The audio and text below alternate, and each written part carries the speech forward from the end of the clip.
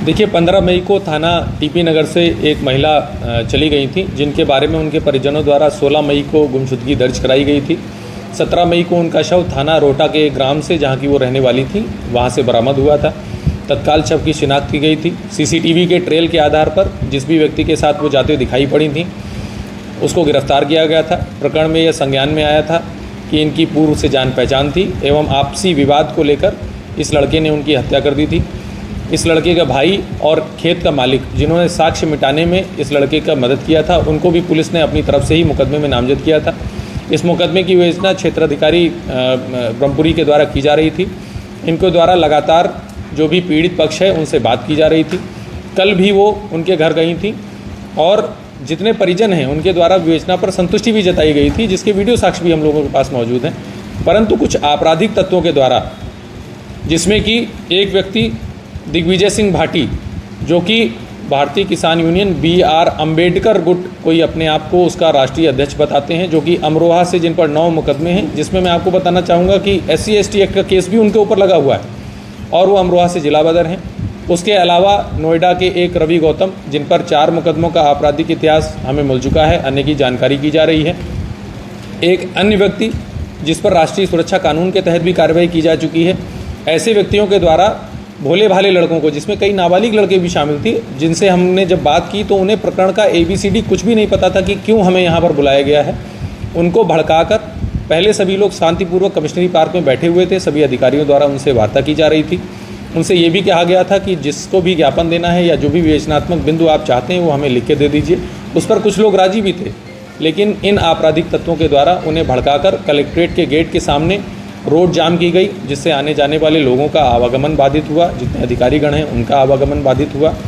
इनसे लगातार वार्ता जारी रही, लेकिन बहुत लंबा समय निकल जाने के बाद में और सारी चेतावनी इन्हें दिए जाने के बाद में इनको आवश्यक न्यूनतम बल का प्रयोग कर वहाँ से हटाया गया है। इस प्रकरण में जिन लोगों के द्वारा ये अराजकता फैलाई गई है और जिनका जिस प्रकार का आपराधिक इतिहास है, उनके विरुद्ध सम्यक धाराओं में थाना सिविल लाइन पर मुकदमा पंजीकृत किया जा रहा है। इस प्रकरण में अभी तक 5 लोग हम लोग की हिरासत में आ गए हैं। अन्य लोगों के लिए हमने टीम लगा दी है और इस प्रकार की अराजकता बिल्कुल भी बर्दाश्त नहीं की जाएगी।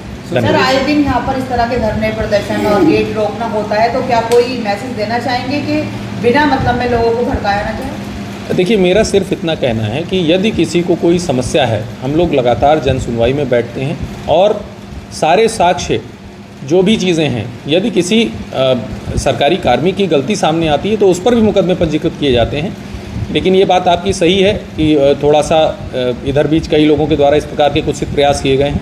रोड जाम करने के मामलों में 4 मुकदमे अभी तक लिखे जा चुके हैं, ये 5वां मुकदमा लिखा जा रहा है। अनावश्यक लोगों को भड़काकर जो अराजक तत्व इस प्रकार की अराजकता फैलाने का प्रयास करेंगे, उनके खिलाफ निश्चित रूप से सख्त कार्रवाई की जाएगी। भोली भाली जनता और जो पीड़ित पक्ष है, हम लोग लगातार सी प्लान एप्लीकेशन के माध्यम से जनता से वार्ता करते हैं। उनके द्वारा हमेशा ये बताया जाता है कि जिसके घर में कोई कैजुअलिटी हो जाती है या कुछ हो जाता है, वो लोग इतना उसमें नहीं इन्वॉल्व होते हैं, लेकिन अन्य लोगों के द्वारा अराजकता फैलाने के लिए उनका प्रयोग किया जाता है। इस प्रकरण में भी घर वालों पर हम कोई कार्रवाई नहीं कर रहे हैं।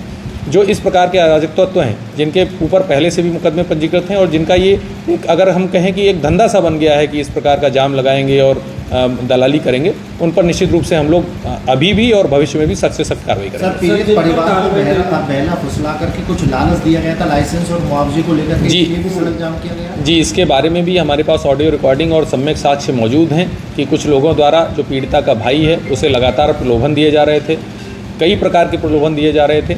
यह भी सामने आया है कि पूर्व में भी इनके द्वारा प्रलोभन देकर कई लोगों से ऐसे कुत्सित कृत्य कराए गए थे। उसके संबंध में भी साक्ष्य का संकलन किया जा रहा है।